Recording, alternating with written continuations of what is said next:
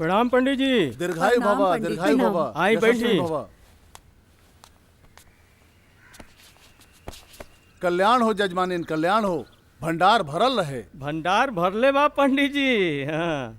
बस पंडित जी, हमरा अंगना में पोता पोती के किलकारी भर जाए तो हमार जिंदगी सफल हो जाए। मनोकामना पूरा हुई जजमानिन, खाली आदेश करी ना। यही चिंता के निवारण खातिर तो हमार राजमाता चाहता नहीं कि हमार शमशेर भैया के घर बस जाए। कोनो लड़की नजर में होखी तो बताई पंडित जी। समझ ले राउर मनोकामना पूरा हो गई जजमानिन। अरे गरीबो गुरबा होखी ना तब चल जाई। केशवपुर के सुजान सिंह के बेटी बाड़ी, वो बड़ा हिम्मत वाली ही है। अच्छा। अब बड़ा सुंदर भी बिया। समझ ले कि वो असली क्षत्रिय ही है। अच्छा अच्छा, वो है जिनकर फोटो हमेशा अखबार में छपत रहेला। हाँ हाँ वो है। ली उनकर फोटो, अगर पसंद होखे तो बात आगे चलावल जाए। देखिए फोटो तो बहुत अच्छा बा पंडित जी, बाकिर कुंडली में ओकर संतान के जोग कैसन बा? कुंडली में संतान के योग बहुत अच्छा बा जजमानिन। मरे से पहले अपन संतान के मुंह देख लेम ना। रउआ एकदम निश्चिंत रही जजमानिन। ता बात चलाई ना पंडित जी। ठीक बा। कसहू ई ब्याह रउआ तय करवा दी। एकदम ठीक।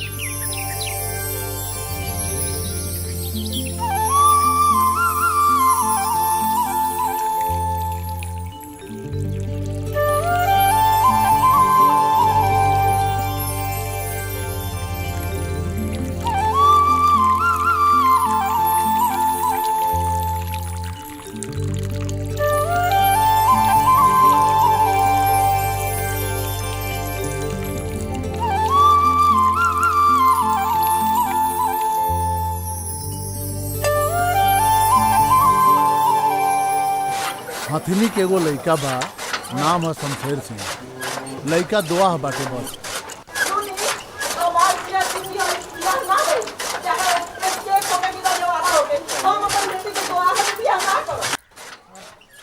शारदा त का भइल?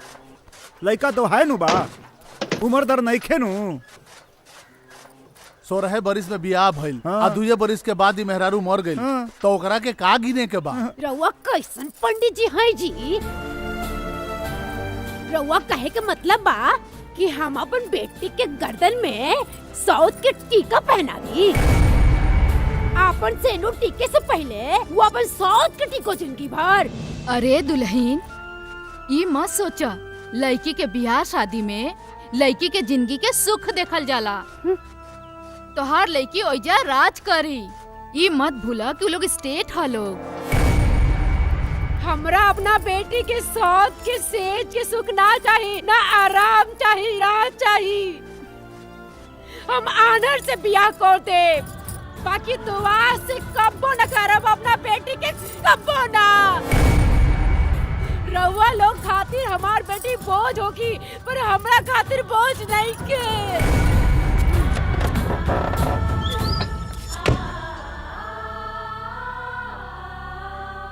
अरे इनकर दिमाग खराब हो गइल बा। अरे सोना के भट्टा ना दिखल जाला पंडित जी। ई शादी रउआ पक्का करा दी।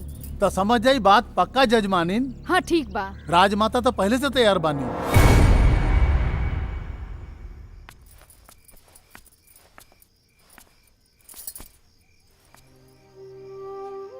माई, माई,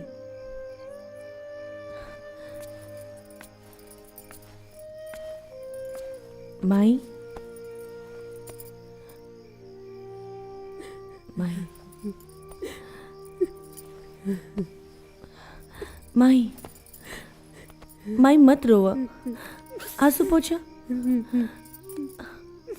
मत रोवा माई। अरे तू ही तो कहत रहलू कि शादी ब्याह ये सब भाग संजोग के बात है। जेकर जोड़ी जेकरा से लिखल रहेला ओकरे से ही होला। सुना, मत रो। यह समझा कि हमार जोड़ी उनका साथे लिखल रहे। ए माई चुप हो जा, मत रो माई ना।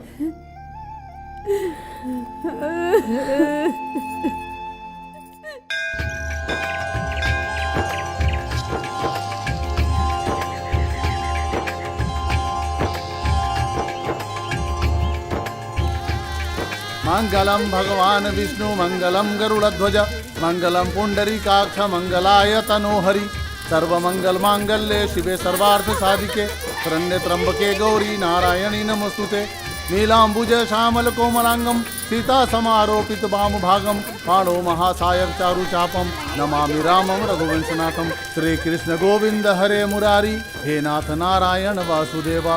ओम श्री कल्याणमस्तु। अथ पाणि ग्रहण संस्कार संपूर्णम।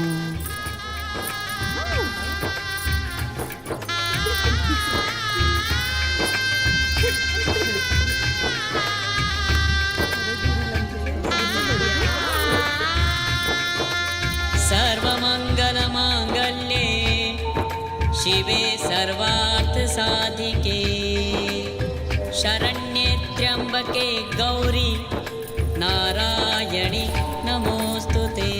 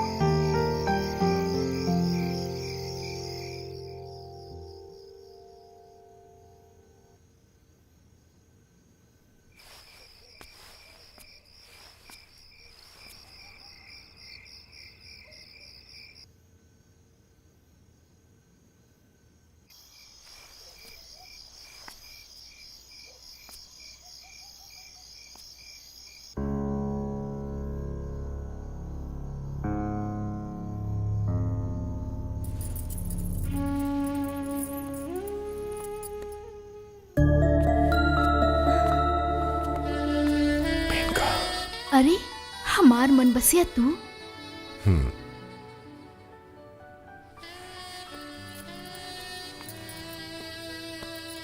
हम तो समझ ले रहनी कि हमरा जिंदगी में अब पतझड़ आ गई।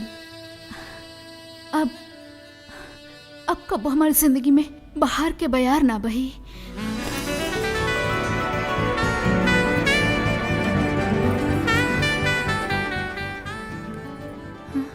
मेनका, मौसम बदलेला, मोहब्बत ना।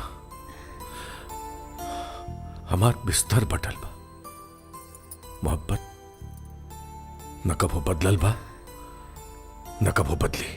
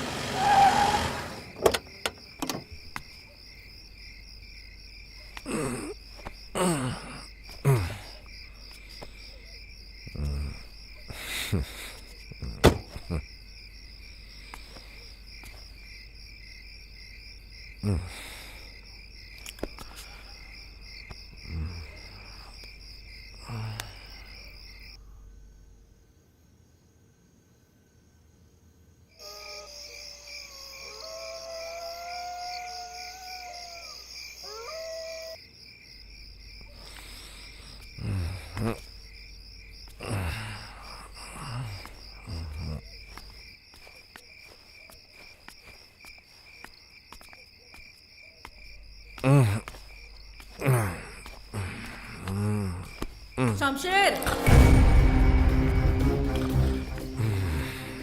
बेशरम, जौना लइका के नईकी दुल्हन आज कोहबर में बैठल होकर इंतजार करत बिया, वो अब घरे आवता। आ गईली एका गम बा। अरे निर्लज, तोरा ई कहत जीभो नहीं खे सटत। कहा था आदमी अपन गलती मानेला, और तू? हमार गलती बा मन, हमार गलती बा, तोहार गलती बा।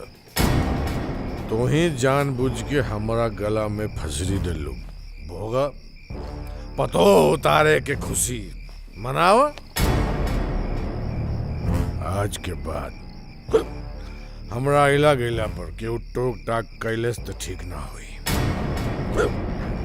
तो सुन ल, जेके ले आयल बाड़ो वहू के बता दा। अरे हम जनती कि हमरा कोखी में जन्म लेवे वाला ऐसन कपूत निकली तो हम जन्मते तोरा के नीमक चटा देले रहते।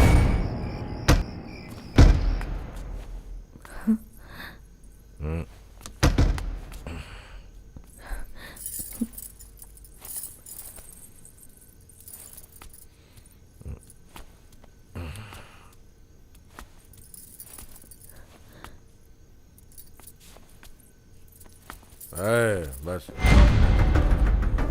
ज्यादा नाटक की जरूरत नहीं है। नाटक की जरूरत नहीं है। एक बात कान खोल के दिमाग में बैठा ला, शमशेर सिंह के छोड़ के बाकी सब पर तोहार अधिकार बा। इसे अपना अधिकार के पंजा हमरा पे चलावे की कोशिश मत करिए। काहे कि शमशेर सिंह की जिंदगी पर एक के अधिकार बा। करे रही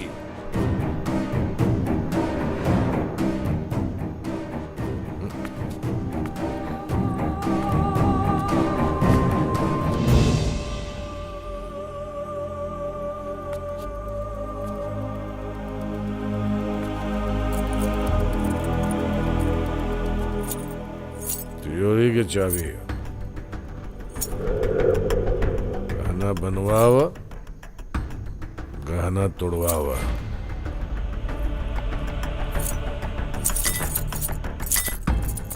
इससे ज्यादा कुछ ना।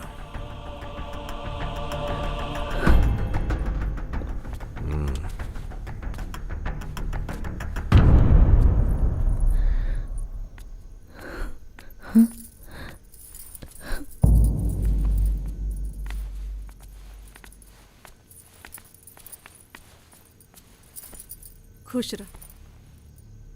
हम जानत हई छोटकी दुल्हन कि बोली गोली से ज्यादा दर्द देला। बरिसन से ये दर्द हमहू सहत हई। कुल के मान मर्यादा के कलंकित होके के दर्द, अपना कोख से ऐसन कपूत के जन्म देवे के दर्द, अभी दर्द ई दर्द से निजात देवे के तोहार जिम्मेदारी बा दुल्हन। औरत चाहे तो मर्द के बना दे, औरत चाहे तो मर्द के बिगाड़ दे। वो ऐसन शुरू से ना रहल दुल्हन, वो संगत में पढ़ के बिगड़ गई दुल्हन, और ऐसन बिगड़ल कि हमरा हाथ से निकल गई। ओकरा अत्याचार के और साथे साथे वंश के विनाश से बचावे खातिर हम तोहरा के बड़ा उम्मीद से अपना अंगना में उतरले बानी दुल्हन। तोहरा बारे में हम बहुत कुछ सुनले बानी। अब एह कुल के आस तू ही बाड़ू। हम अपन अचरा पसार के तोहरा से भीख मांगत बानी दुल्हन। बड़ा उम्मीद लेके आइल बानी तोहरा पास। अभी कुल के लाज तू ही रखिया दुल्हन। माई ई रउआ का कर रहल बानी? अरे माई के अचरा तो लइकन के देवे खातिर होवेला, लइकन से लेवे खातिर ना। राउर आचर हमरा सर पे हमेशा बनल रहे। हमें खानदान पे कोनो आँच ना आवे देव। रउआ चिंता मत करो।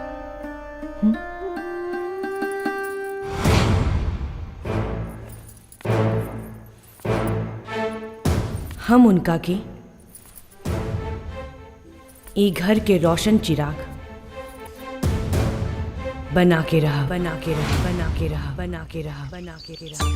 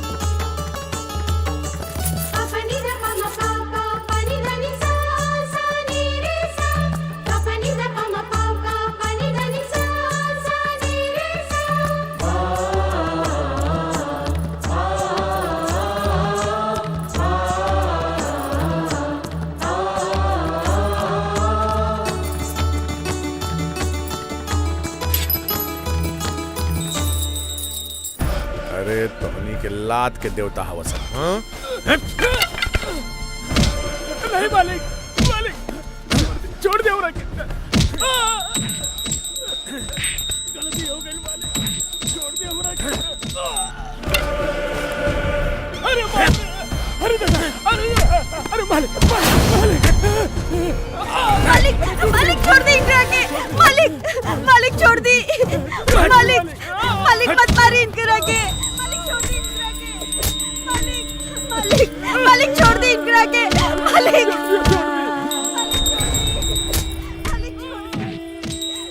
मालिक छोड़ दी इनकरा के। टाण पर वाला जमीन लिखवे के ना लिखे। मालिक मालिक वो जमीन हम अपन बेटी के बिया के खातिर रख ले बानी। माने ना लिखबे? मरते मर जाए मालिक, लेकिन वो जमीन हम रउआ के नाम ला लिखा। अच्छा तो फिर एकरा जिंदगी के कागज पे मौत के दस्तखत देखी ले। हैं? मालिक मालिक छोड़ दी। मालिक मालिक मालिक छोड़ दी। मालिक मालिक मालिक ना मालिक मालिक छोड़ दी। मालिक मालिक ना लिखबे जमीन बेकहाल कोई बात।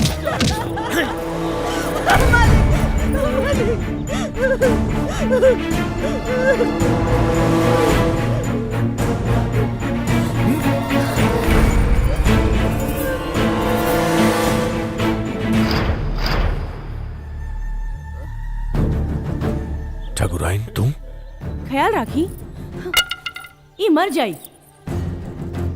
पैर के नीचे आवे वाला कीड़ा मकोड़ा के मसीहा मत बना ठाकुराइन।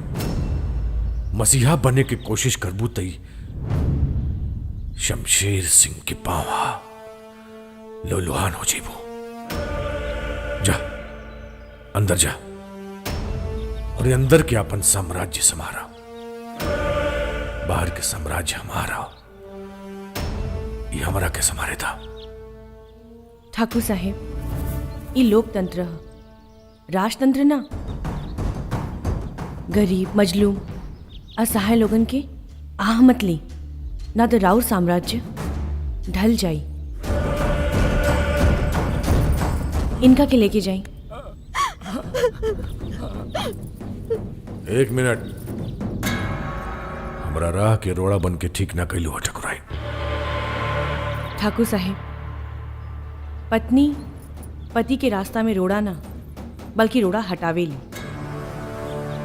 और रव्वा सचमुच राजा लेखा साम्राज्य बनावल चाहता नहीं तो रोड़ा ना कृपा बरसाई। रव्वा क्षत्रिय हैं, लोगन के सर पे छाव बनी। हमरा के छतरी धम सिखेबू हमरा के। अब देखा हम तोहरा के तोहार धर्म कैसे सिखावता नहीं।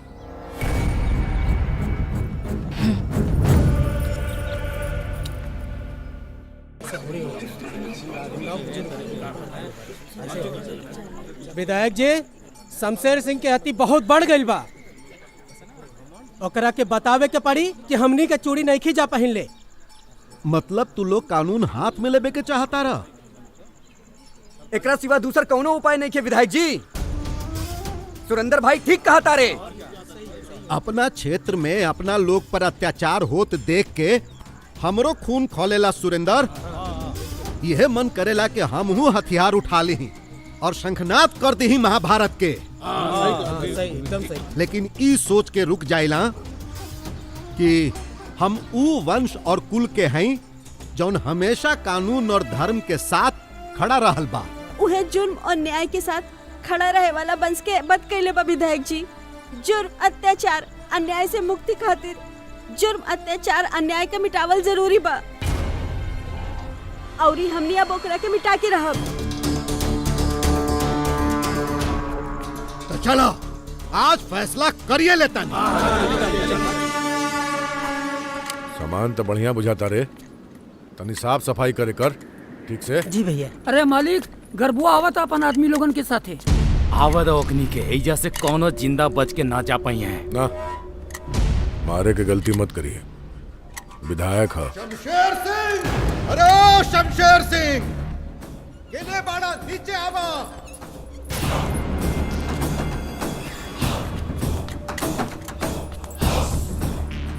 ए विधायक, शेर के माद में आके दहाड़ल ना जाला।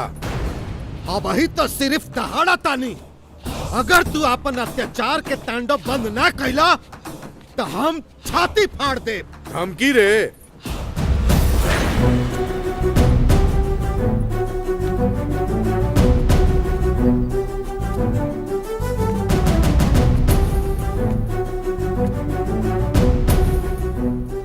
धमकी वो शमशेर सिंह के। धमकी समझला या ज्ञान, बस जौन कह देनी ओकरा ऊपर अमल करीह, ना त अंजाम खातिर तैयार रहीह।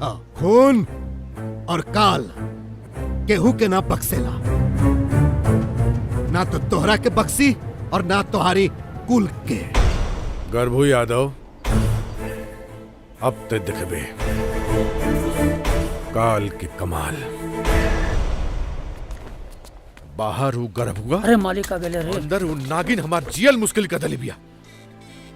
जो ना आदमी की हमारा औकात तरह हमारे सामने बात करे के मुदत रहे। गर्भुआ के विधायक बनला के बाद हमारा से जवान लड़ावता। मालिक, राउर इजाजत हो तो एगो बात कही। हाँ बोल। अरे बोल ना। रउआ घर संभाली, बाकी चिंता छोड़ दी। मतलब? रउआ छोटकी मालकिन के समझा ली और गरवा के चिंता छोड़ दी। ओकरा के तो हम समझा दे। कैसे? लोग कहेला कि बाप के कंधा पे बेटा के अर्थी के बोझ पहाड़ के बोझ से भी भारी होला।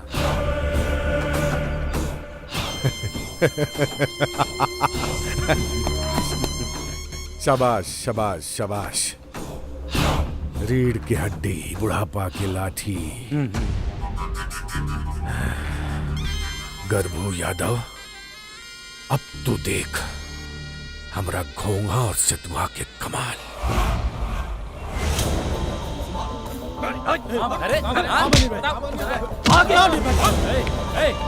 निर्भय कहाँ बा निर्भय? नहीं क्या मालूम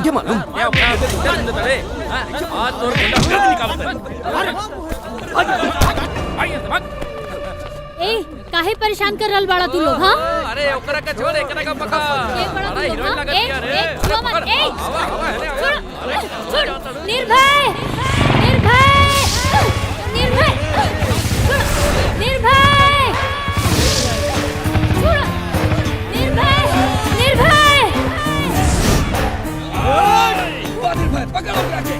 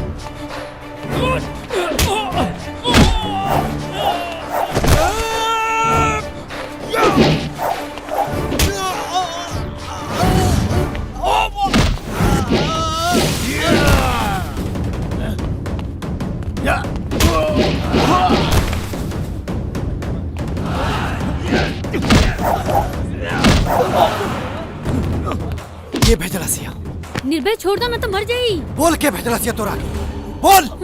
शमशेर सिंह जाके शमशेर सिंह से कह दिए कि निर्भय के मारे खातिर कोनो शेर भेजे, तोरा जैसन हिजड़ा ना।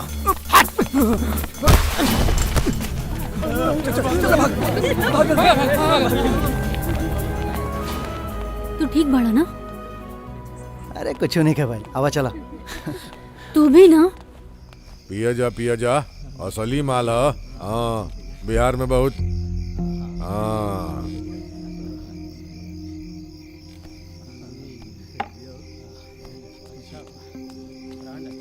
मालिक निर्भैया अपन आदमी लोगन के बड़ी मार मारला से।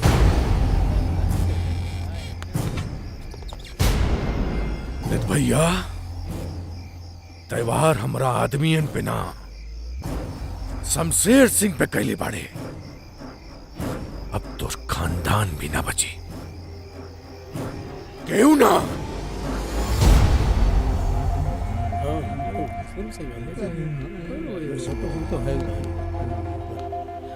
एक्चुअली हम कहत रहनी है क्या? Good morning sir. Sit down please. Dear students, आप सबों को इस समय इसलिए बुलाया गया है कि हमारे कॉलेज में अब समर वेकेशन होने वाला है इसी महीने से, यानी कि आपके मस्ती के दिन आ गए। और समर वेकेशन मतलब आप सबके छुट्टियों के दिन। तो इन छुट्टियों में आप सबके छुट्टियों को और अच्छा बनाने के लिए जो हमारा प्रोग्राम है कल्चरल प्रोग्राम, उसमें विभिन्न कार्यक्रमों में भाग लेके नाचेंगे, गाएंगे और थक जाएंगे।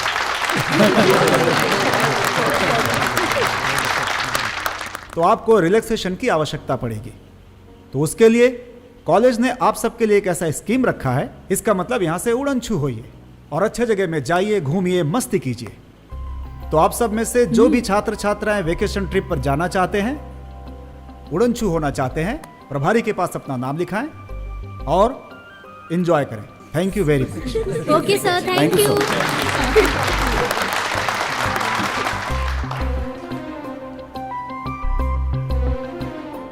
जय हो के माँ।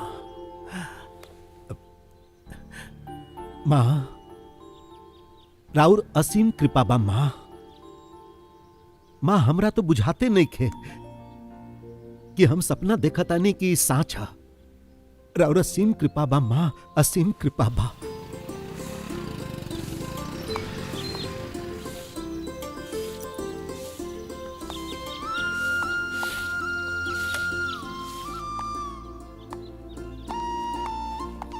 बाबूजी, बाबूजी, बाबूजी।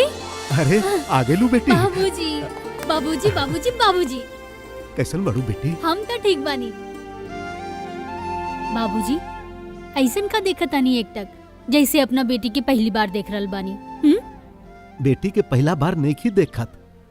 एगो बाप अपन सपना अपन बेटी में फुलात पहला बार देखा था। बाबूजी, रवा आंख में आंसू, हमरा से कोनो गलती हो गई बा का? ना बेटा। ता फिर रवा की आंख में आंसू का है? बाबूजी, अगर हमरा से कोनो गलती हो गई होखे ना तो हमरा के डांट ली, हमरा के मार ली। हम आज भी राउर उहे छोट गुड़िया बानी जैसन बचपन में रहली, लेकिन हमरा वजह से रवा अपना आँखन के, अपना आत्मा के परेशान मत करी, ना तो हम अपना आपके कबो माफ ना कर पाई। ना बेटी ना, ऐसा मत कह।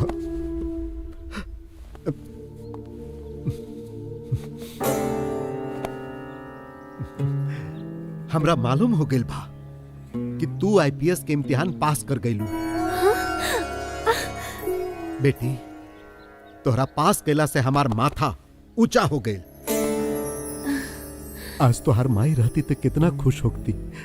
उर्मिला, तू कहत रहो ना कि बेटी हमार मान बिया, हमार प्रतिष्ठा बिया। देखा उर्मिला, आज तहार बेटी तहार मान ऊंचा कर देलस। बाबूजी, आज हम जौन कुछ भी बानी ना, रवा लोगन के आशीर्वाद की वजह से बानी। बेटी,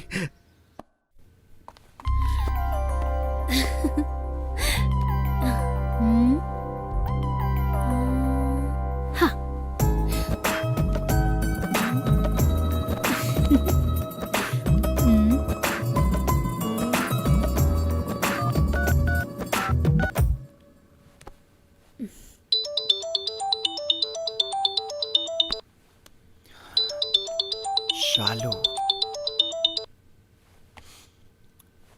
हेलो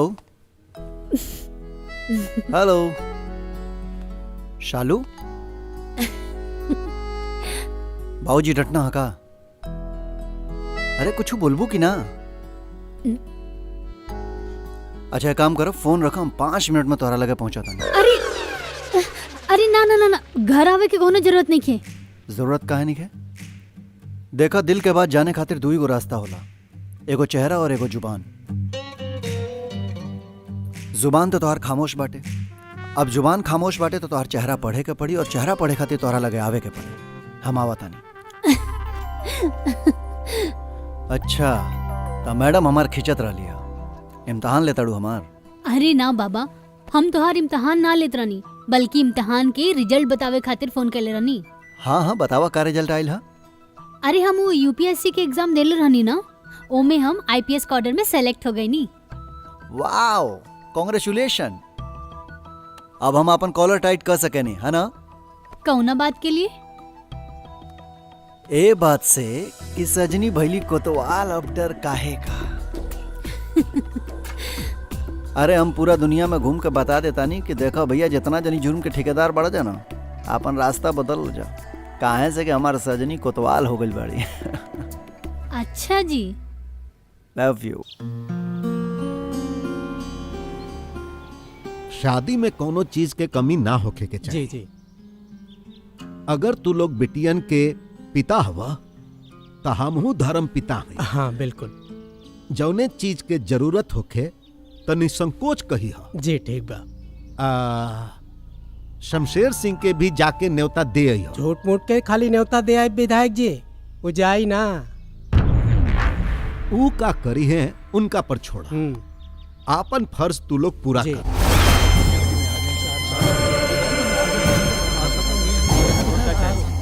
हाँ अच्छा, तो विधायक के सह पर कोर्ट के नोटिस लेके आयल बड़ा सन। नोटिस ना है ठाकुर साहब, ये निमंत्रण है हमनी के बेटी के सामूहिक विवाह के। तो हनी के इतना करे जाओगे रे हैं? तो हनी के शमशेर सिंह के न्योता लेके आयल बड़ा। न्योता दिहल ना इंसाफी ना है ठाकुर साहब, विदा दी हमनी के विदा करी। विदा तो जरूर करब, लेकिन न्योता लेके ना, तोहनी के मौत की नींद सुला के। बस्ती में सामूहिक ब्याह ना, सामूहिक श्राद्ध हुई। सामूहिक श्राद्ध। समझ जी, आइए लेके आओ। अब इन्हें ले आओ तनी। आइए लेके आओ बूंदे के। 5 साल के सह पर तोहनी के 50 साल के राज भुला गिले रे हैं?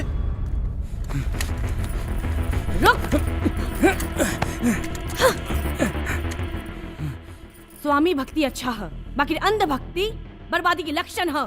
छोटकी ठकुराइन, मालिक के हुक्म के बीच में आके रहुआ ठीक नहीं करत। तो हर मालिक के हुक्म ये हवेली के चौखट के बाहर चली, बाकी हवेली में हमार, और ये हमार हुक्म है, छोटकी ठकुराइन के हुक्म है कि एजा से चल जाओ। जो दी रहुआ ठीक नहीं करत। दी राइफल।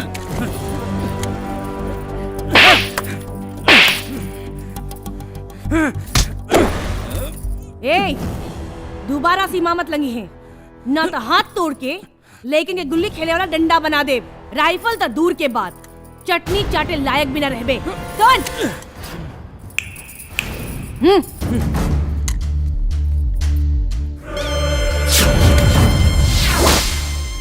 50 साल से राज करे वाले के बुला गिले रे। तो अब देख, तोहनी के ही ना समझी के जमाना याद रखी। कौन थे सबके?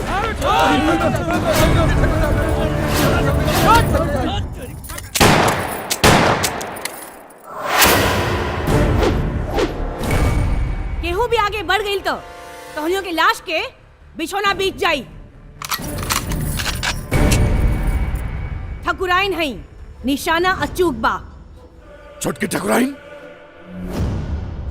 शमशेर सिंह के रास्ता में आवे का मतलब है मौत के गले लगाना। ठाकुर साहेब, मौत से कमजोर लोग डरेला, पाप करे वाला डरेला, हम ना।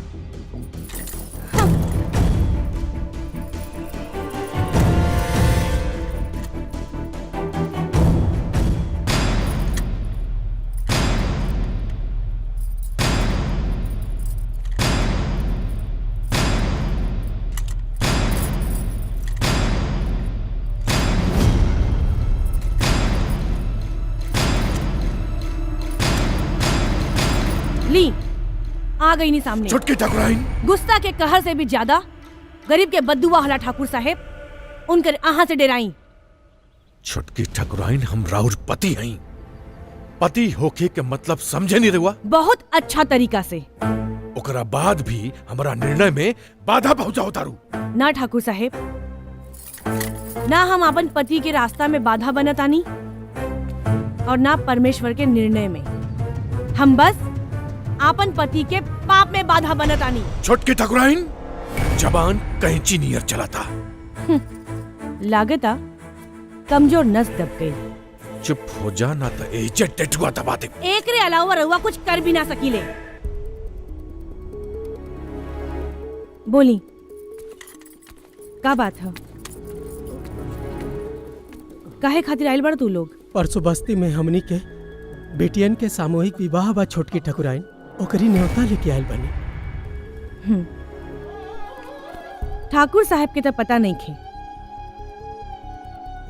पर हम जरूर आई। राउर बड़ी कृपा छोटकी ठकुराइन, बड़ी कृपा। जाई। चला लो, चला।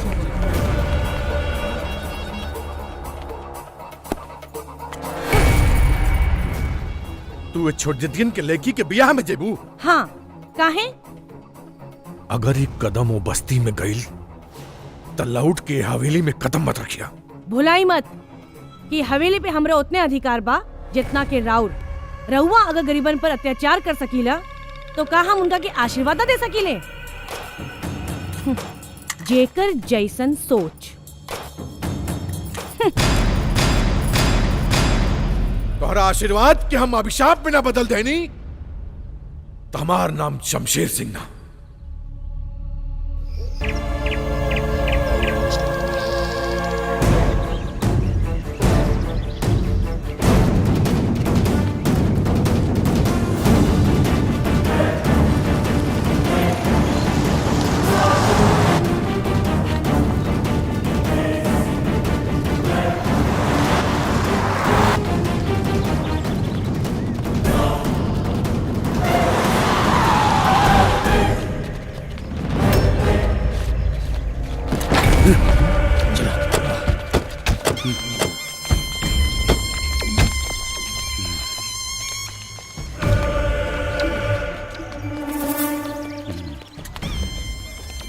हो यादव जी, ब्याह ठीक से बीत गई?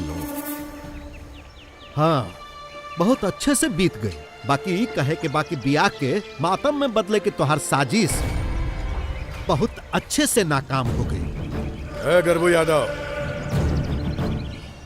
शमशेर सिंह, पाप के कंठ में उतना ताकत नहीं खे कि वो धर्म और इंसाफ के आवाज के दबा दे।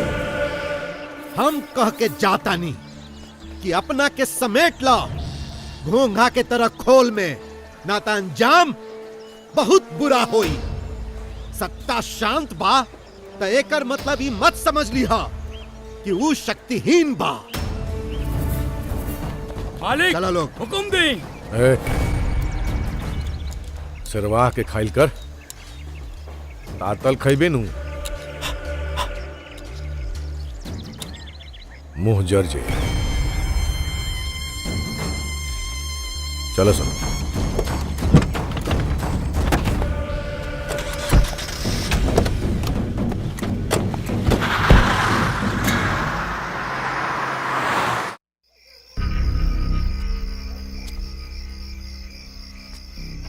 ये गर्भुआ आज अपना मौत के कागज पे दस्तखत कर दिलस।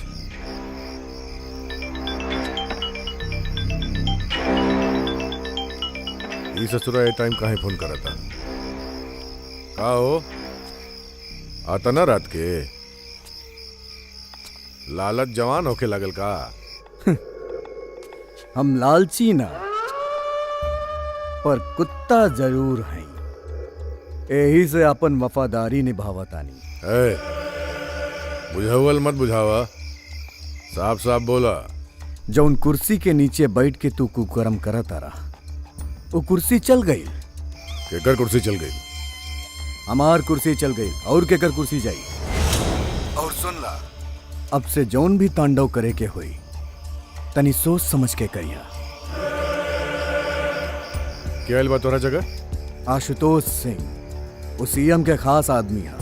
आशुतोष प्रताप सिंह।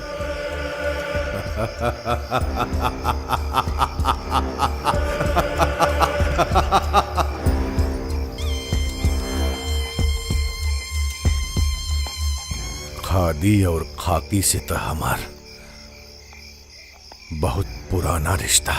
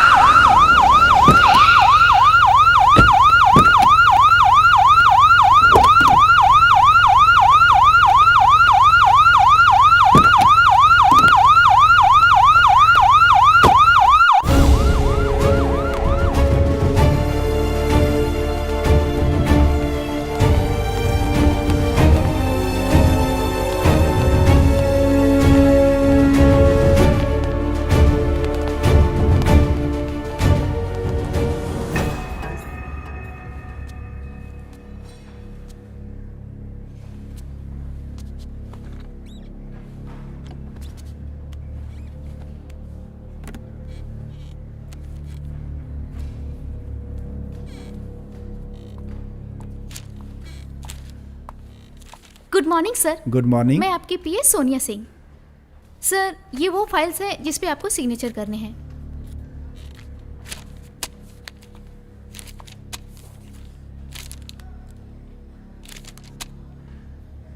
ठीक है, मैं इसको देखता हूं। तुम डीजीपी को फोन लगाओ। ओके सर।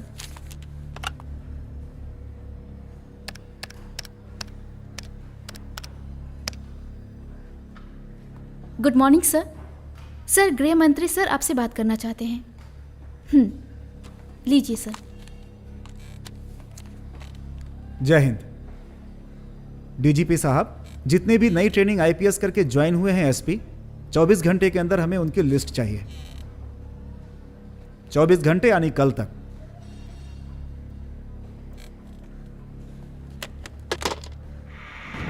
सर राज्य में कानून व्यवस्था दिन प्रतिदिन बिगड़ती जा रही है और पुलिस प्रशासन अपने हाथ पे हाथ धरे बैठी हुई है। आखिर राज्य के बिगड़ी हुई कानून व्यवस्था पर आप कब अंकुश लगाएंगे? सर 2-3 दिन पहले नोखा जिला के दलित बस्ती में आग लगा दी गई थी।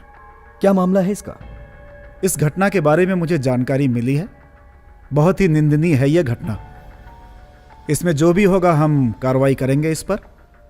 सर जनता में काफी आक्रोश है और चर्चा भी है कि इस घटना के पीछे किसी खास व्यक्ति का हाथ है। क्या आप उस पर उचित कार्रवाई करेंगे? कोई भी व्यक्ति हो, यह सुशासन की सरकार है। इस राज्य में निष्पक्ष जांच होगी। जो कोई भी हो उस पर कानूनी कार्रवाई होगी। सर लॉ एंड ऑर्डर अपना मुस्तैदी से काम करेगी, इसकी संभावना है क्या? कुछ दिन के बाद आपके सामने आ जाएगी और आपको देखने को मिलेगा कि कानून किस प्रकार अपना कार्य कर रही है।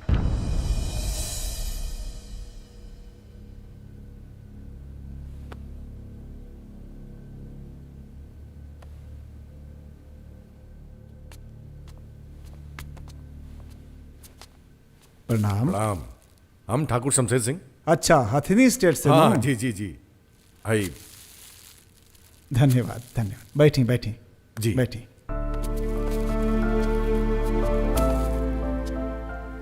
जी असल में बाप दादा के जमाने से ही खानदान के परंपरा रहल बा कि केहू नया मंत्री संतरी आवेला तो हमने के स्वागत सत्कार करे पहुंच जाएंगे। रउआ परंपरा निभाव तनी बहुत खुशी के बात बा। जी जी जी। राउर गृह मंत्रालय के पदभार संभालना के खुशी में घर पे एगो पार्टी रख ले बानी। चाहत नहीं करे हुआ अपना विभाग सहित आई थी तो स्टेट के भाग जाग जाई। रउआ इलाका में 3 दिन पहले आपके बस्ती में आग लग गई रहे ना शायद? समय विभाग में? जी जी जी। चलिए जरूर आई हम। यही बहाना बस्ती के हालचाल कम से कम आके ले ले। अरे बहुत बहुत धन्यवाद। प्रणाम जी। नमस्ते जी। अच्छा चलो तनी 1 मिनट है। जो डिब्बा डिब्बी लेके आयल बानी उपहार समझ के एकरा के लेते जाई। अब जी।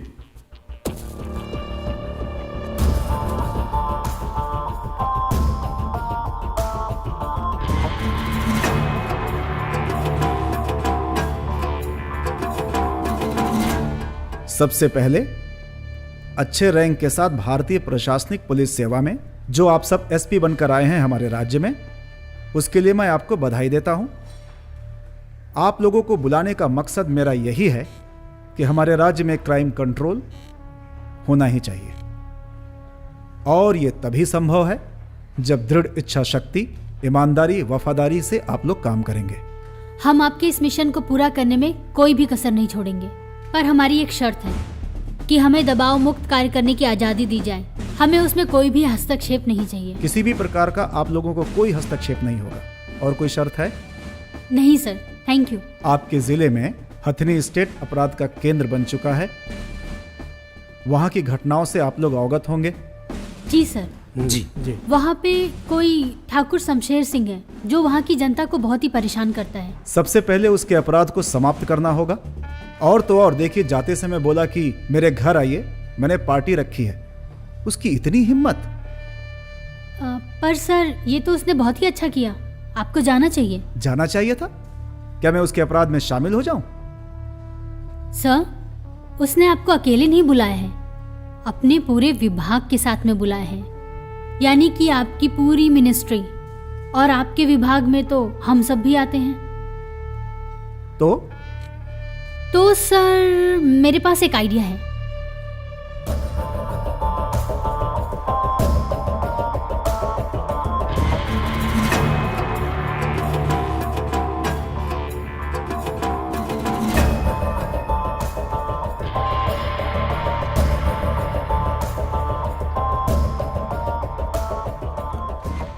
गुड, शाबाश Shalini, I am proud of you.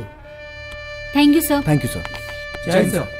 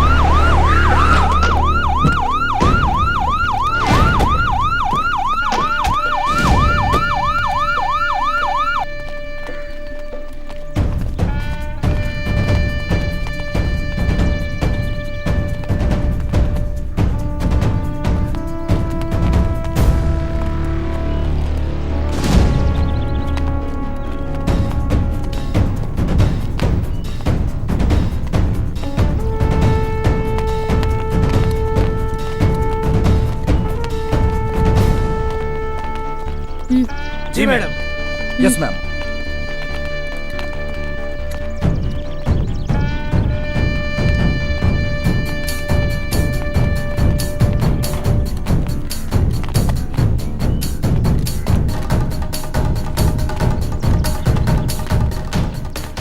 अरे लावा हम मदद तनी दीदी किया। अब रोज पीड़िया महंगा लगा वो दिया तो कौन हो?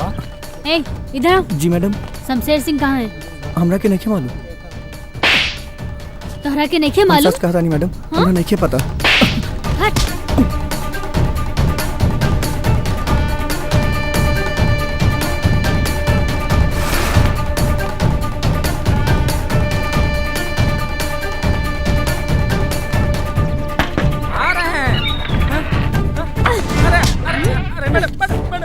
शमशेर सिंह किन्ने बा? हाँ? पकड़ा करके लेके चलो। अरे बाबू, अरे छोड़िए, कुछ नहीं है।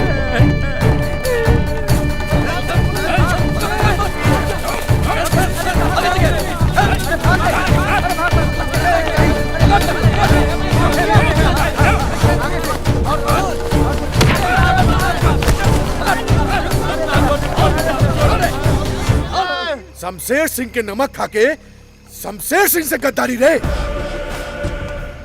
बहुत भारी पड़ी, बहुते भारी पड़ी है गद्दार की। गृह मंत्री का पकड़ला से कुछ ना होगी शमशेर सिंह। आओ मंत्री जी, तार मंत्री पद के कुर्सी के तसूरज अस्त हो गई, फिर एजा उदय होके खातिर काहे आ गिला? सलाह देवे आयल बानी तहरा के, काहे की पकड़े के बा तगरबू यादव के पकड़ा, अपन असली दुश्मन उहे हा, ओकरा के शांत करा। ई चाणक्य नीति सब ओकरे हा, हमरा पूर्व मंत्री बनावे से लेके तारा के पागल बनावे तक सब ओकरे दिमाग हा, समझला? समझ गई नहीं तुम्हारी सारा, तुम्हारी सारा हम समझ गई नहीं। तुम्हारी ईमानदारी पर हमरा बड़ खुशी भी बा, और ये वफादारी का उपहार हम वो चाणक्य के चिता पर सुता के देब। रे, अपना आदमियों से कह दो कि निगरानी रखेंगे 24 घंटा, 24 घंटा 1 मिनट के बाद ओकर लाश सड़क पे मिली।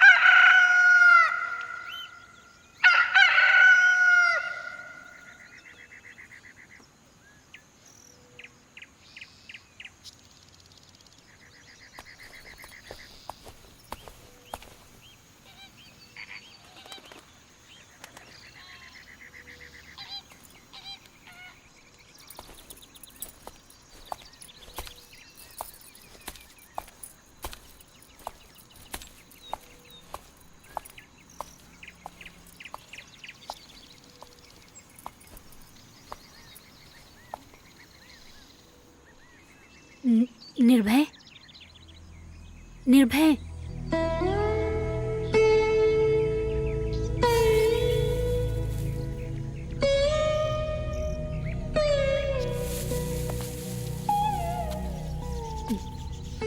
शालिनी, अब तू साया के पीछा कहीं बंद कर दो।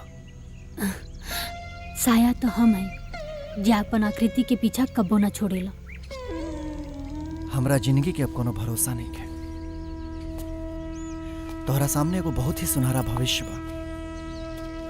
हमरा नाम के स्लेट पर लिखल अक्षर की तरफ मिटा द शालिनी। काश की निर्भय नाम कोनो स्लेट पे लिखल अक्षर होई। ई त हमरा दिल पे लिखल पत्थर के लेखा अमिट बा, जो ना बड़ा से बड़ा तूफान भी एकरा के ना मिटा सकेला। ना मिटा सकेला तो तू मिट जेबू शालिनी। मंजूर बा, काहे कि जिए खातिर जान चाहिए, जान खातिर अरमान, और अरमान के फुलाए खातिर तो हर मुस्कान चाहिए। जब तो हर मुस्कान ही ना रही तो हम जी के का करब।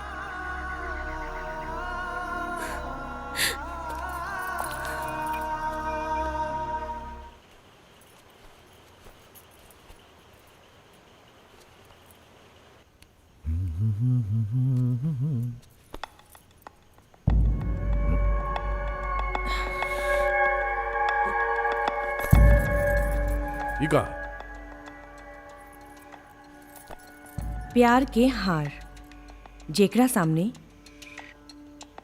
बड़ा बड़ा धुरंधर पंडित हार जाले, बड़ा बड़ा तपस्वी ऋषि मुनि पिघल जाले।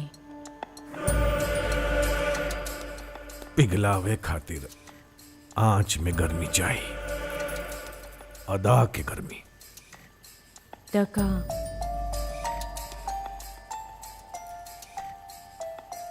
जवानी और अदा के पूरा गर्मी सिर्फ ओकरे में बा जे हमार सौत बनल बिया, जे हमार सेज के बंटवारा कैले बिया। हाँ? हाँ? लोहा के लोहा ना खींचेला, चुंबक खींचेला, चुंबक।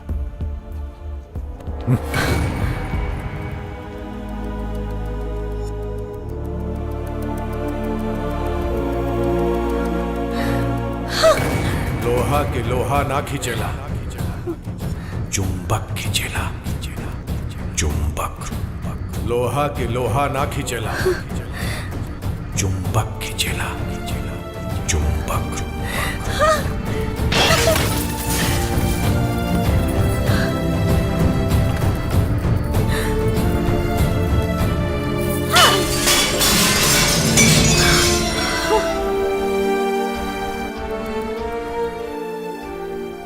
सही कहानी है। ठाकुर शमशेर सिंह लोहा के लोहा ना खींचे, बाकी काटेला लोहा के लोहा ही। तोहार शक्ति और संपत्ति के घमंड के काट के टुकड़ा टुकड़ा ना कैनी तो हम हूं ही हवेली के छोटकी ठकुराइन ना, छोटकी ठकुराइन ना, छोटकी ठकुराइन ना।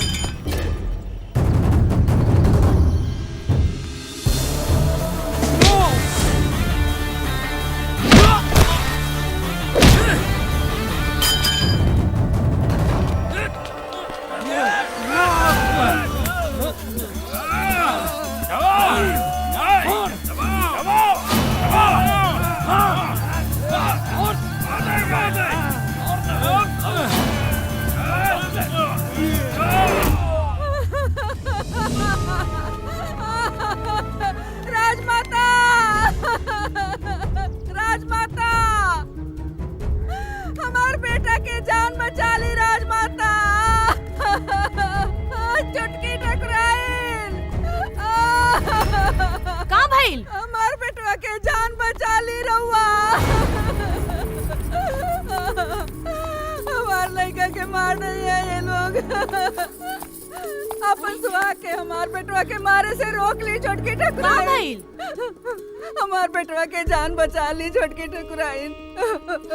पूरा बात बताई, कहाँ भइल? हमार मांग तो उजाड़िए देले। रवा हमार को कुजड़ा से बचा ली। उठी उठी उठ जाए। देखी अपना सुहाग के रोक ली छोटकी ठकुराइन, रोक ली उनका के। रवा चिंता मत करी, राहुल बेटा के कुछ ना होई। राहुल बेटा जियत जागत रहुआ पास आ जाई, चिंता मत करी। लागता अब हमके ही कुछ करे के पड़ी।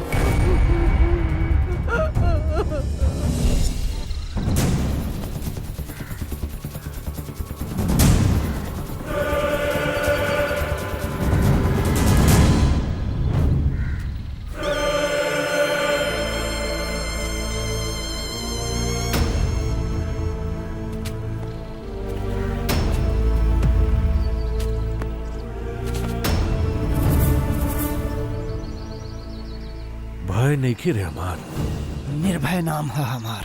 तोरा में भय हम भरब। जनता रे, आदमी के शरीर में 360 को जोड़ होला।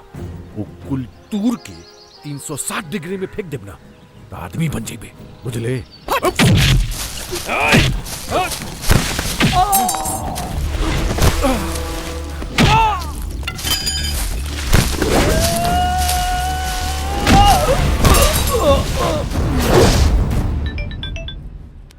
जी, हम हथनी स्टेट की छोटकी ठकुराइन बोलतानी।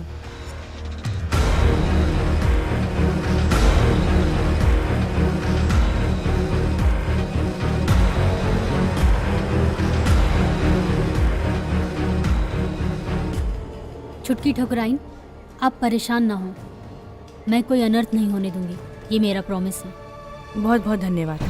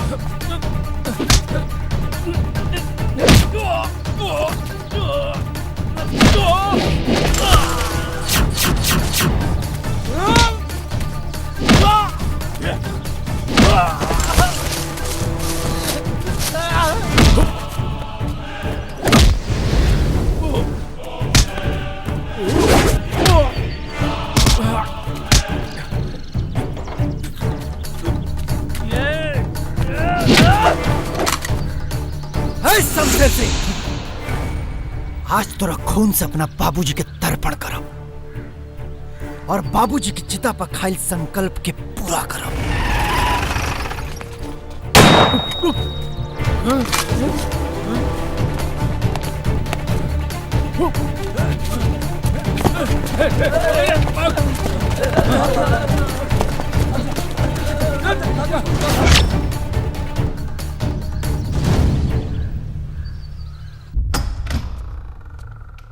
जी प्रणाम। जी धन्यवाद। एजा कैसे आयल बनी शमशेर सिंह? जी बस यह पूछे खातिर आयल नहीं कि कृपा दृष्टि बनल बनू। बात समझनी ना हम तोहार। वो टिकटवा अभी ले फाइनल ना भइल तो कोनो कीमत पे रउआ के टिकट ना मिली। अब जी पार्टी फंड में पैसा देवे खातिर तैयार बानी। इस सिनेमा के टिकट ना है कि जे चाहे वो खरीद ले। ये पार्टी का टिकट है, सेवा के टिकट है, ई भाव के टिकट है, जनता के टिकट है। जे सेवा करेला ओकरे के टिकट मिलेला, समझला? ये टिकट ना मिली, जाए जा से। मंत्री जी एगो राउरे पार्टी ना हा, 36 गो पार्टी बाड़ी और 36 गो टिकट देवे वाला।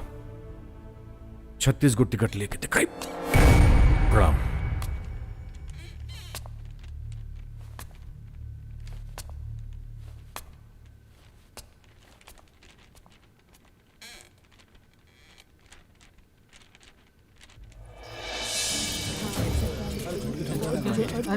प्रणाम। प्रणाम। नमस्ते नमस्ते नमस्ते नमस्ते।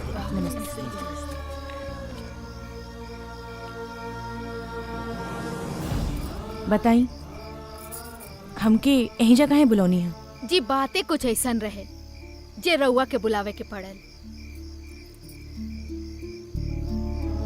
हमनी पूरा गांव वाला चाहत है कि अब की चुनाव में रउए खड़ा होई। चुनाव में और भौजी खड़ा होई है, ई ना हो सकेला। हाँ, चुनाव और हमरा से ना, हमरा के राजनीति में मत घसीटी जा। अरे रज्जो भौजी बाड़ी, उनकरा के खड़ा कर दी ना।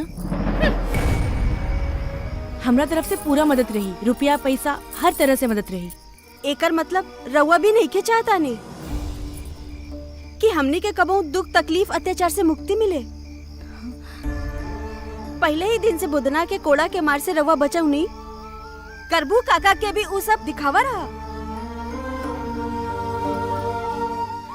देखा, हम जोना दर्द में जिए तानी ओकरा के दिखावा मत कहा। अगर रउआ के दिल में सच्चा सहानुभूति होखत त रउआ हमनी के प्रस्ताव ठुकरैती ना। बाकी कौनो बात ना, हमनी रउआ के परेशानी समझता नहीं।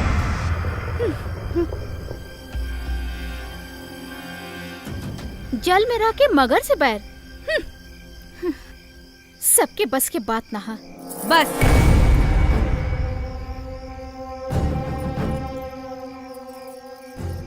छुटकी ठकुराइन के ना अपना दुख की चिंता है, ना अपना मौत के भय। अगर रउआ लोग के लागत आ कि हमरा चुनाव लड़ला से रउआ सब लोगन की जिंदगी में खुशहाली आ जाई तो ठीक बा, हम चुनाव लड़े खातिर तैयार बानी।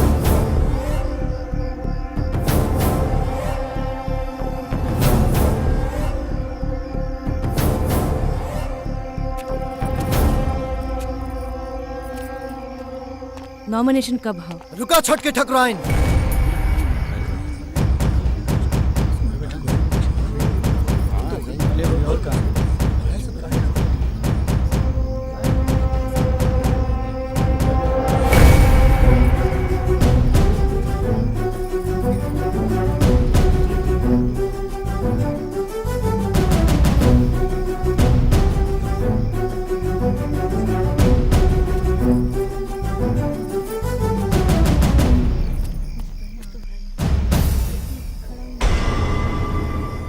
अभी तक न हमरे बाप के चिता के आग ठंडा भइल बा, न हमरे सीना में दहकत बदला के ज्वाला।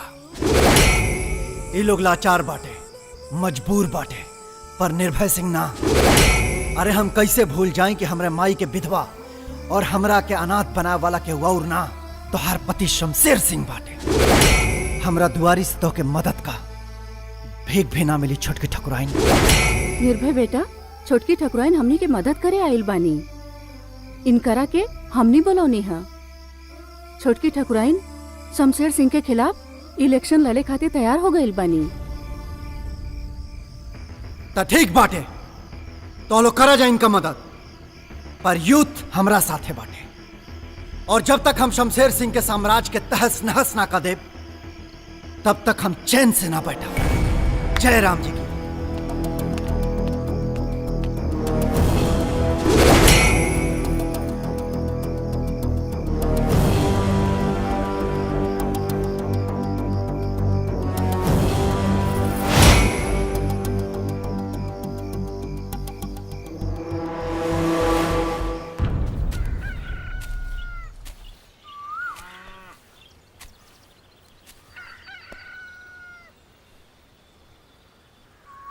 निर्भय का सोच रहल बड़े बेटा? कुछ न माई। बेटा तोहरा के छोटकी ठकुराइन के मदद करे के चाहिए। सुन माई, जेकर मरद हमरा बाबूजी के मरवावलस, तू ओकर मदद करे कहा ताड़े? ये हमसे कभी ना होई, कभी ना होई। बेटा तहर बाबूजी हमेशा सत्य के खातिर लड़लन, असत्य के खातिर ही उनकर जान चल गई। आज छोटकी ठकुराइन भी सत्य के खातिर ही लड़ रहल बानी। तोहरा के उनकरा मदद करे के पड़ी। तारा अपन माई और बाबूजी के कसम बा, बाकी तहार मर्जी।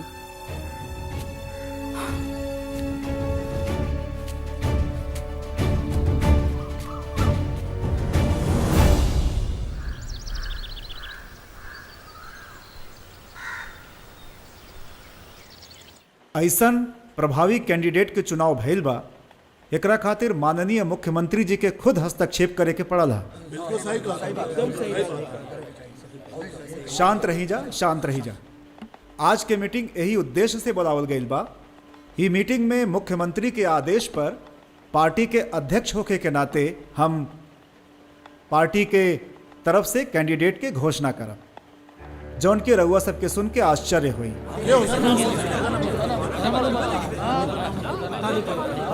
मंत्री जी, ऐसन केकर नाम बा जेके सुन के लोग आश्चर्य करी हैं? शमशेर सिंह के। मंत्री जी, पार्टी का आप गुंडा लोग का टिकट दी। का नेताजी, हमनी के पार्टी के बीच में कोनो ऐसा योग्य उम्मीदवार ना रहे का नेताजी, ई फैसला से तो सरकार की छवि धूमिल हो जाई। शमशेर सिंह के पत्नी के टिकट देला से न सरकार के प्रतिष्ठा धूमिल हुई, न पार्टी के प्रतिष्ठा धूमिल हुई, न मुख्यमंत्री के प्रतिष्ठा धूमिल हुई। ओ मतलब टिकट छोटकी ठकुराइन के दिहल जात बा? छोटकी ठकुराइन के टिकट देवे के इरादा एकदम जायज बात है। ई तो बड़ा निमन फैसला बा नेताजी, पर का वो अपने पति के खिलाफ खड़ा हुई है? बात हो गई बा। उम्मीद बा कि छोटकी ठकुराइन चुनाव लड़ी हैं। नेताजी ऊ खड़ी हो जाई हैं तो शमशेर सिंह के जमानत जब्त हो जाए। तो फिर आज से रउआ सब पार्टी के नया उम्मीदवार जे छोटकी ठकुराइन बाड़ी, उनका जितावे खातिर कमर कस लीजा, काहे कि पार्टी के प्रतिष्ठा के बात बा।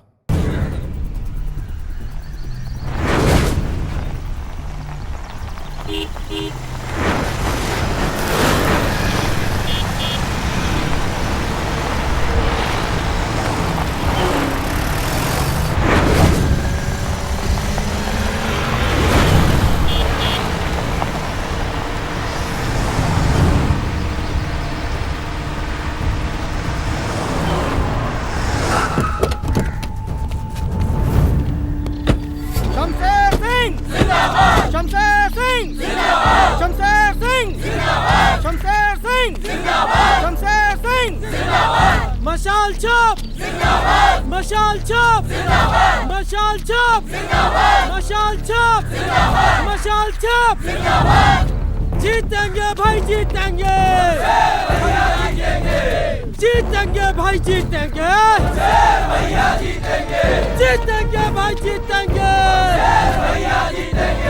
जीतेंगे भाई, जीतेंगे, जीतेंगे भाई, जीतेंगे। प्रणाम भाजी। नमस्ते। अब? नमस्ते। हाँ, हमनी के रउए के पक्का नु? करब जा। हाँ पक्का। हाँ हाँ पक्का। ऐ शाबाश। ओ ले ले ले ले ले। हमारा नेता चल। कैसा हो? हमारा नेता कैसा हो? हमारा नेता कैसा हो? हमारा नेता कैसा हो? प्रणाम भाजी। अब वोट दिया ही नु? हाँ। पक्का नु? हाँ सब ठीक। हाँ ख्याल से, ठीक बा? हाँ, रउए के हाँ। वोट दिया। जरूर। चल। हमारा नेता कैसा हो? हमारा नेता कैसा हो? आओ प्रणाम। करा के वोट देबा? रउए के दिया मालिक। पक्का नु? हाँ। ना देबा तो देख लिया। नहीं, रउए के दिया है। चला, नमस्कार। शमशेर सिंह, शमशेर सिंह, मशाल छाप, मशाल छाप, शमशेर सिंह, शमशेर सिंह।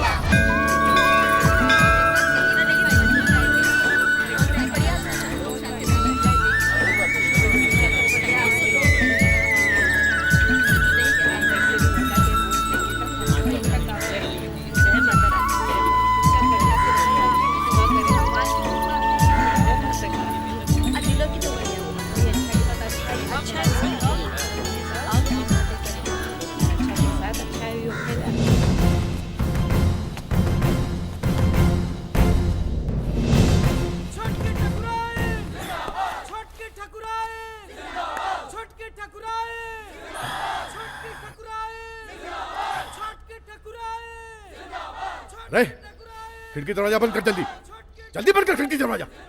ठाकुर साहब, है जो जिंदाबाद की आवाज आवता, कहीं देख रहा के बंद करा दी। जवन करे के बाद जल्दी कर। हाँ। बाकी वो गेट के भीतर ना आवे की चाहिए। जब ठाकुर साहब, शोर के बंद करावल नामुमकिन बा। नामुमकिन के मुमकिन करे हमके आवेला। पिघलत शीशा नियर कान में पड़ा था, जो जाके जल्दी बंद कर। जाता टी मालिक।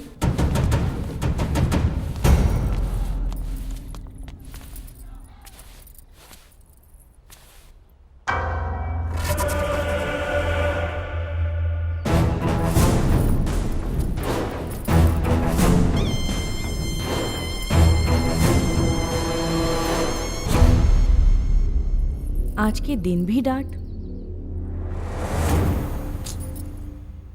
हम कितना बदनसीब बानी कि इतना शुभ दिन पे, जहां पूरा गांव समाज हमरा जीत के जश्न मना रहल बा, वहां हम अपना घर में ही हार गई नी। ओहो, अपना पति के सामने। ना, पति मत बोल, पति मत बोल अपना जबान से तू। मजबूरी बा। अब आपन पति के आपन विरोधी तो ना कह सकीले। आशीर्वाद दी। नौटंकी ना, नौटंकी ना, नौटंकी ना, ना नौटंकी मत कर। अरे ठाकुर साहेब, आपन पति से आशीर्वाद लिहल ई नौटंकी ना हा? और सच कहीं तो राउर आशीर्वाद के बिना, राउर बधाई के बिना हमारी जीत बेमानी बा, बेमकसद बा। बेमानी और बेमकसद ही रही।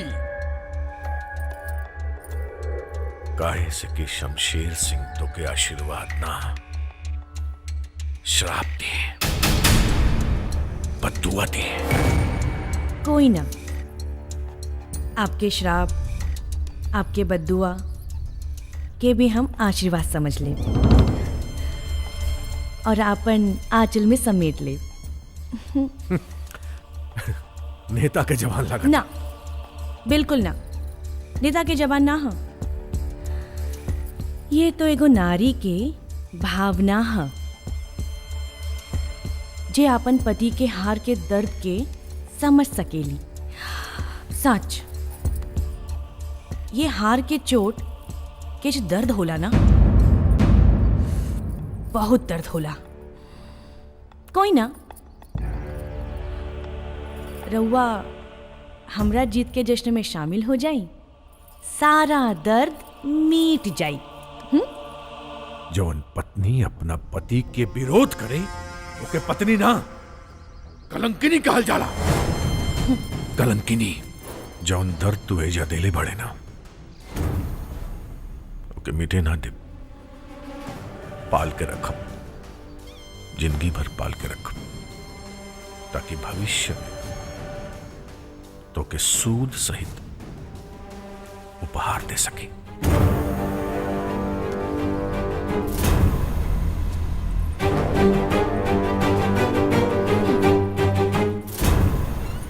मालिक, राव इजाजत होते को बात कहीं। रउआ छोटकी मलकान पे बेकार बिगड़ गई है, और और पत्नी है, ये हथनी स्टेट के महारानी है।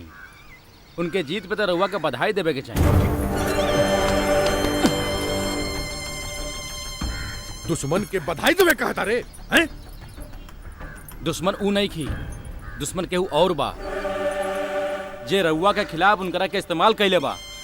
कंधा उनके जरूर बा, लेकिन बंदूक केकरो और हाथ में बा। केकरा हाथ में? होम मिनिस्टर और पार्टी अध्यक्ष के। असली दुश्मन तो वही दोनों बाड़ा सन। बर्बाद करे के बा तो ऊ दोनों के करे। ओकनी के बर्बादी तो दुनिया देखी। परसों विधायक के समान समारोह बा। मालिक, वो जे सबे केहू जुटी जा।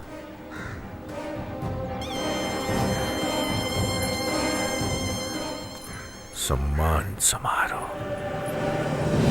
हम दिल से धन्यवाद करल चाहतानी रउआ सबके, इतना प्यार और सम्मान देवे खातिर। हमार ई वादा बा कि अभी गांव में अन्याय, अत्याचार, अनाचार केहू के साथ ना होई। रउआ सब लोग खातिर हमार घर के दरवाजा 24 घंटा खुला रही।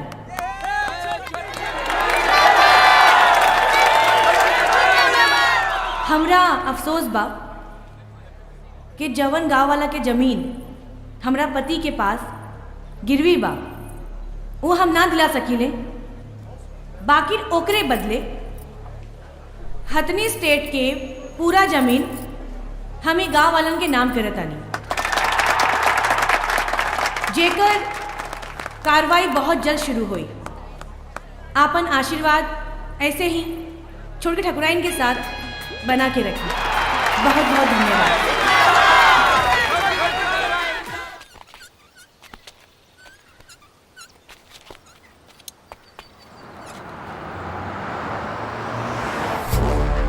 आगल रे आगल आगल चला रे चला चला चला चला चला जल्दी चला जल्दी चला गाड़ी कहाँ रोके चला रे चला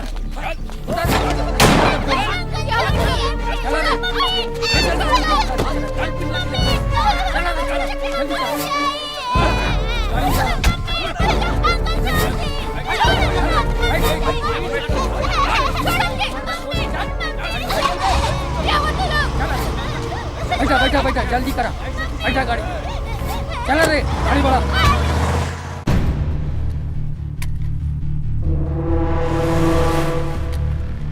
चल रे चल आज तोरा पता चले चल जल्दी कि नहीं छोड़ हमरा के स्वागतम स्वागतम। छोड़ गृह मंत्री के ओरिजिनल होम मिनिस्टर साहिबा शमशेर सिंह के संसद में राहुल स्वागत बा। ए, आराम से कलैया मुचुक जाई। तोहरा पता नहीं खे कि तू केकरा के उठा के ले आइल बड़ा। हमरा पति के अगर मालूम चल गई ना तोहर जान बचल मुश्किल हो जाई। मुश्किल तो ओकरा हो जाई जब ओकरा पता चली कि ओकर मेहरारू और लड़का हमारा कब्जा में बा। इलेक्शन के टिकट ना नु दिले रहे हमरा तब होगी। लगाओ फोन लगाओ फोन लगाओ। ना हम तोहर हुकुम के गुलाम नहीं खी। अच्छा तो हुकुम के गुलाम बनावे हमरा आवला। कितना सुघर लड़का बा। आ बच्चा आजा आजा। ए शाबाश। ए हमार बेटा के मत छुआ तू। ले ले ले ले रुका, रुक जा। हम फोन करे तानी। हाँ लगा लगाओ फोन लगाओ। छोड़ो के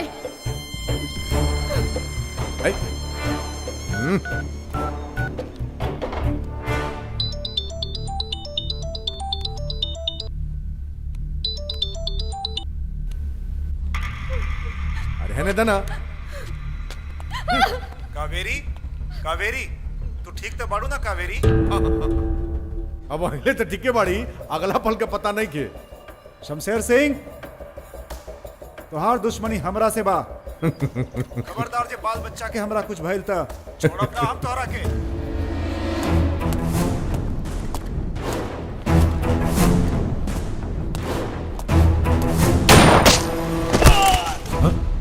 hello hello hello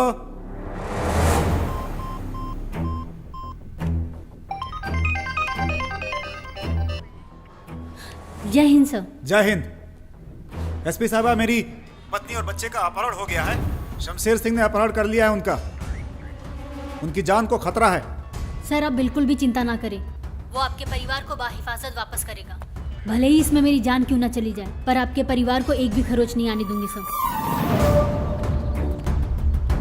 Shamsher Singh तुम जहाँ हो, जिस पोजीशन में हो, रुक जाओ। पुलिस ने तुम्हें चारों ओर से घेर लिया है। अपने आप को कानून के हवाले कर दो। ए मैडम तू कहाँ?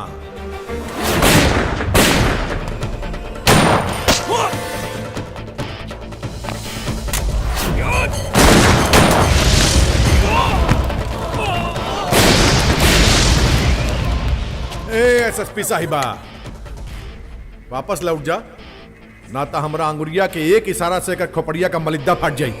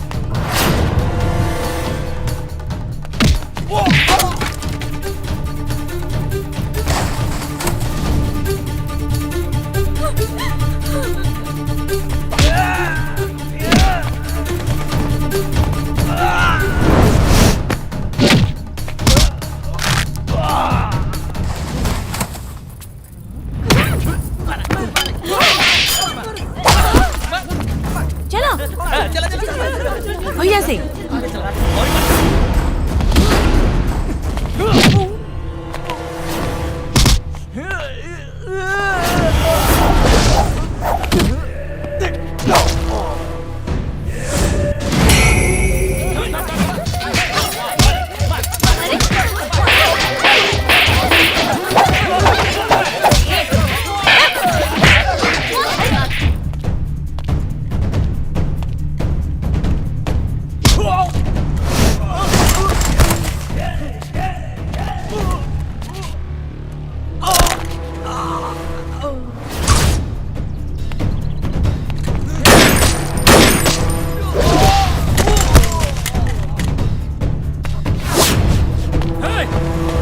आते गले लेकिन बच के ना जा पाई बे। हाँ आज तोरा का ना छोड़ा समझ ले।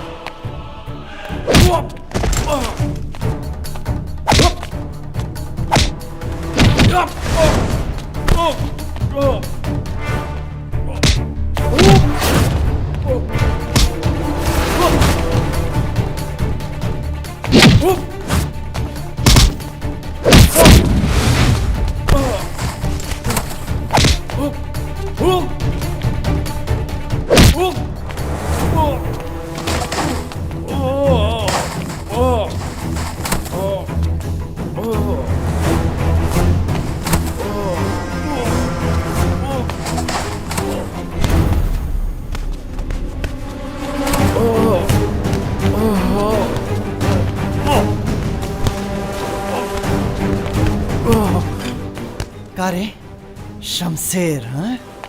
शमशेर सिंह हमरा बाबूजी के मरले रहले, हमरा बाबूजी के मरले रहले सारे। उठ उठ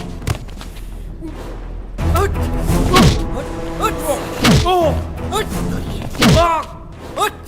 उठ, आज हम तो के जिंदा ना छोड़ब सारे।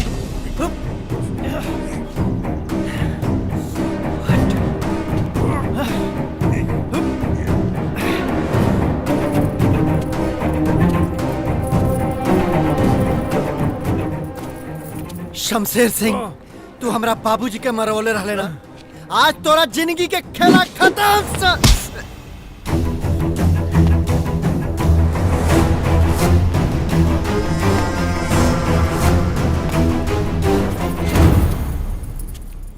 रुक जा निर्भय, कानून के अपना हाथ में मत ला। जौन गलती ई कइले बा वो गलती तू मत करा, न त इकरा में और तोहरा में फर्क रह जाई।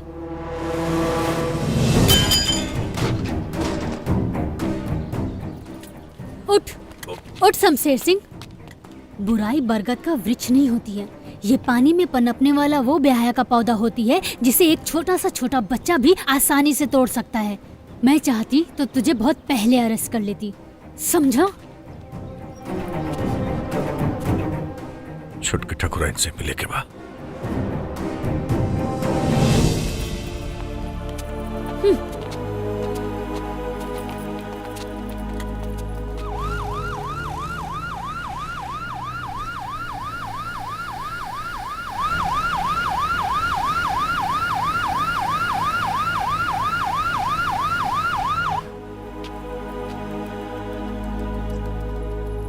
कौन मुझसे माफी मांगी? माफी हमरा से ना, माफी ई गाँव वालन से मांगी।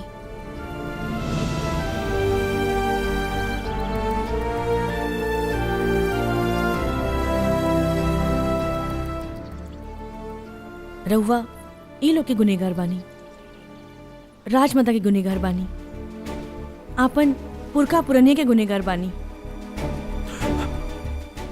हम समझी ना पौने की लोग के तनाशा बन के ना, बल्कि रहुआ नियर दिल पे राज करके बनल चला।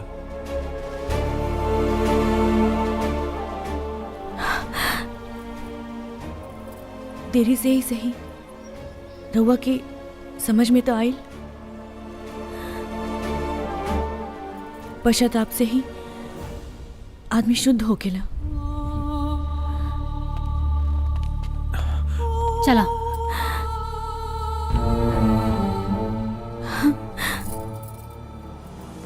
हम इंतजार करब,